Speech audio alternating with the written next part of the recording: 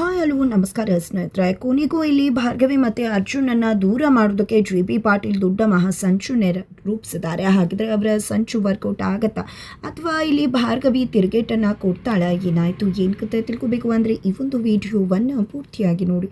ಇಲ್ಲಿ ಅರ್ಜುನ್ ಭಾರ್ಗವಿಗೆ ಯಾವುದೇ ರೀತಿಯಲ್ಲೂ ಕೂಡ ಮೋಸ ಮಾಡಿಲ್ಲ. ಆದರೆ ಇಲ್ಲಿ JP ಪಾಟೀಲ್ ಅರ್ಜುನ ಪ್ರೀಪ್ಲ್ಯಾಂಡ್ ಆಗಿ ಸಖತ್ತಾಗಿ ಹೊಂಚಾಕಿ ಇಲ್ಲಿ ಭಾರ್ಗವಿನ ನಿನ್ನ ಪ್ರೀತಿ ಬಲೆಗೆ ಬೀಳಿಸಿ ನಿನ್ನ ಪ್ಲ್ಯಾನನ್ನು ತುಂಬ ಎಕ್ಸಿಕ್ಯೂಟ್ ಆಗಿ ತುಂಬ ಚೆನ್ನಾಗಿ ಪ್ಲ್ಯಾನನ್ನು ಎಕ್ಸಿಕ್ಯೂಟ್ ಮಾಡಿದ್ಯಾ, ಮದುವೆ ಆಗಿ ಕರ್ಕೊಂಡು ಬಂದಿದ್ಯಾ ಅಂತ ಹೇಳ್ತಾರೆ. ಇದರಿಂದಾಗಿ ಭಾರ್ಗವಿ ಶಾಕ್ ಆಗ್ತಾಳೆ. ಆ ಕಡೆ ಶಕ್ತಿ ಪ್ರಸಾದನ್ನು JP ಪಾಟೀಲ್ ಮತ್ತು ಬೃಂದ ಸೇರಿಕೊಂಡಿದ್ದೆ ಬ್ರೈನ್ ವಾಶ್ ಮಾಡ್ತಾರೆ. ನಾವು ಇದನ್ನೆಲ್ಲ ಮಾಡಿದ್ದು ನಿನ್ನ ಮಕ್ಳಿಗೋಸ್ಕರ. ಈ ಕಡೆ ಭಾರ್ಗವಿ ಮನೆ ಸೊಸೆಯಾಗಿ ಬಂದರೆ ಇನ್ನು ಮುಂದೆ ಯಾವುದೇ ಕಾರಣಕ್ಕೂ ಕೋರ್ಟಿಗೆ ಬರೋಕ್ಕಾಗೋದಿಲ್ಲ. ಈ ಮನೇಲಿ ನನ್ನ ಮಾತನ್ನು ಮೀರಿ ಯಾರು ಏನೂ ಮಾಡೋಕ್ಕಾಗೋದಿಲ್ಲ ಅಂದಮೇಲೆ ವಿಕ್ಕಿ ಕೇಸ್ಗೆ ಹೇಗೆ ಬರ್ತಾಳೆ?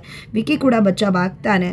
ಜೊತೆಗೆ ಭಾರ್ಗವಿ ಮನಸ್ಸಲ್ಲಿ ಆಲ್ರೆಡಿ ಅರ್ಜುನ್ ಮೋಸ ಮಾಡಿದಾನೆ ಅನ್ನೋ ರೀತಿಯಲ್ಲಿ ಬಿಂಬಿಸಿಟ್ಟಿದ್ದೀನಿ. ಅಂದಮೇಲೆ ಇನ್ನು ಯಾವುದೇ ಕಾರಣಕ್ಕೂ ಅವಳು ಅವನ ಜೊತೆ ಬಾಳುವುದಿಲ್ಲ, ಡಿವೋರ್ಸ್ ತಗೋತಾಳೆ. ಡಿವೋರ್ಸ್ ಆದಮೇಲೆ ವಂದನಾನೆ ನನ್ನ ಮನೆ ಸೊಸೆಯಾಗಿ ಬರ್ತಾಳೆ ಅಂತ ಹೇಳ್ತಾರೆ. ಇದರಿಂದಾಗಿ ಶಕ್ತಿ ಪ್ರಸಾದ್ಗೆ ಕೂಡ ಅದು ಸರಿ ಅನಿಸುತ್ತೆ.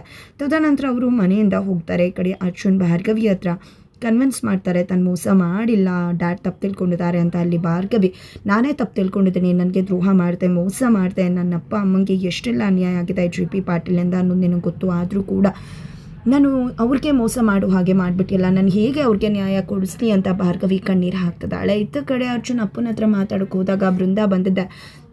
ನಿನಗೆ ಇನ್ನು ಮುಂದೆ ಯಾವುದೇ ಕಾರಣಕ್ಕೂ ಇಲ್ಲಂತೂ ಉಳಿಕಲ್ಲ, ಇಲ್ಲ ಆ ಕೊಂಪೆಲೆ ಬಿಟ್ಟವಳಲ್ಲ ನಿನ್ನ, ಇನ್ನು ಇಲ್ಲಿ ಬಿಡ್ತೀನ, ನಿನ್ನ ಮಾತಿಗೆ ಯಾರೂ ಇಲ್ಲಿ ಬೆಲೆ ಕೊಡೋದಿಲ್ಲ, ಇಲ್ಲೇನೇ ಇದ್ರು ನಂದೇ ದರ್ಬಾರು ನಂದೇ ಕಾರ್ಬಾರು ಅಂತ ಹೇಳ್ತಾರೆ.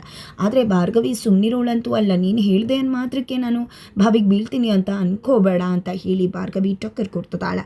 ಹಾಗಿದ್ರೆ ಇಲ್ಲಿ ನಿಜವಾಗ್ಲೂ JP ಪಾಟೀಲ್ ಅಂದ್ಕೊಂಡಾಗೆ ಭಾರ್ಗವಿ ವಿಕ್ಕಿ ಕೇಸ್ ತೊಗೊಳಲ್ವಾ? ಕೋರ್ಟಿಗೆ ಹೋಗೋದಿಲ್ವಾ? ಖಂಡಿತವಾಗ್ಲೂ ಕೋರ್ಟ್ಗೆ ಹೋಗ್ತಾಳೆ. ವಿಕ್ಕಿ ಕೇಸನ್ನು ಕೂಡ ತೊಗೋತಾಳೆ. ಅರ್ಜುನ್ ಕೂಡ JP ಪಾಟೀಲ್ ವಿರುದ್ಧವಾಗಿ ನಿಂತ್ಕೋತಾರೆ.